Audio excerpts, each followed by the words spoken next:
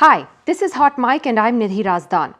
Hong Kong got a new leader last week. Former security chief John Lee Ka-chiu was elected to the post, an election in which he was the only candidate.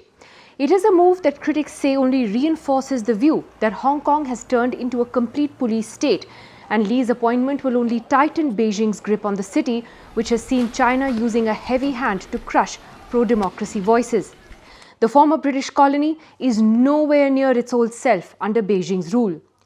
John Lee, not surprisingly, is staunchly pro-China in his views. He wasn't even directly chosen by the people, but rather handpicked by Beijing. An election committee comprising of Beijing loyalists chose John Lee to head Hong Kong. So what do we know about the 64-year-old leader? He has a police background to begin with. He joined the Hong Kong police force back in 1977 at the age of 20. When he was promoted to Secretary of Security in the last administration, he became the face of the local government as massive street protests rocked Hong Kong in 2019. Those protests were over an extradition bill which would have sent suspects from Hong Kong to mainland China, where courts operate under the ruling Communist Party. Those protests, which began peacefully, also turned violent. The police then came under intense scrutiny and were criticized for their heavy-handedness when they used water cannons, tear gas, rubber bullets and even live ammunition against the protesters. And the police came under John Lee. However, Lee strongly defended the use of force by the police, saying that the violent actions by some protesters amounted to terrorism and extremism. Lee has been slapped with US sanctions since then for undermining the city's autonomy during those protests.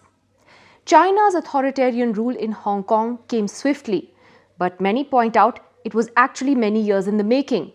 There were those who believed that Xi Jinping would not go very far because of Hong Kong's vital financial role globally, but how far he would go was clearly underestimated. In June 2020, China passed a draconian national security law for Hong Kong, which makes it easier to punish protesters and dissenters and led to the arrest of more than 100 people. Under this law, independent media publications have been shut down, while journalists and media executives have been charged with colluding with foreign forces as well as sedition.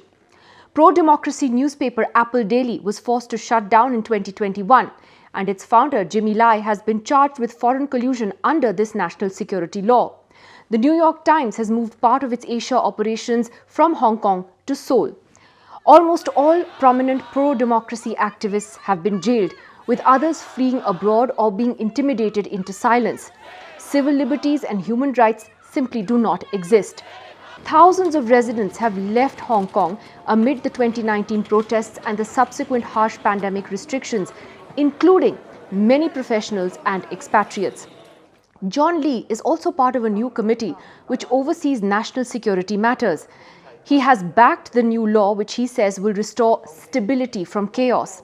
So it's clear that security issues will be a priority during his tenure, which includes a controversial security law known as Article 23, which requires Hong Kong to enact laws on its own to prohibit any act of treason, secession, sedition, subversion against the central government or theft of state secrets, as well as to ban foreign political organizations or bodies from conducting political activities in the city. He's also taken on the media, saying last year that the Hong Kong government would look at creating laws to address what he called fake news. The Chinese Communist Party has effectively shut down the pro-democracy movement in Hong Kong. In March 2021, China's parliament approved a law giving a pro-Beijing committee in Hong Kong the power to vet candidates for Hong Kong's legislature, making it virtually impossible for any pro-democracy candidates to run for office.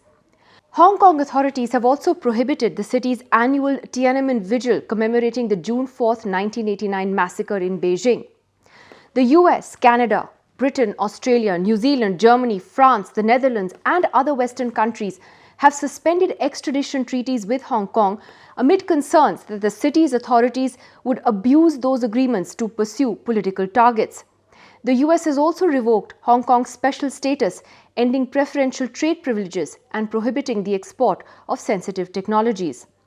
Businesses, however, have not left Hong Kong as some predicted they might, but financial institutions are struggling to comply with conflicting sanctions regimes.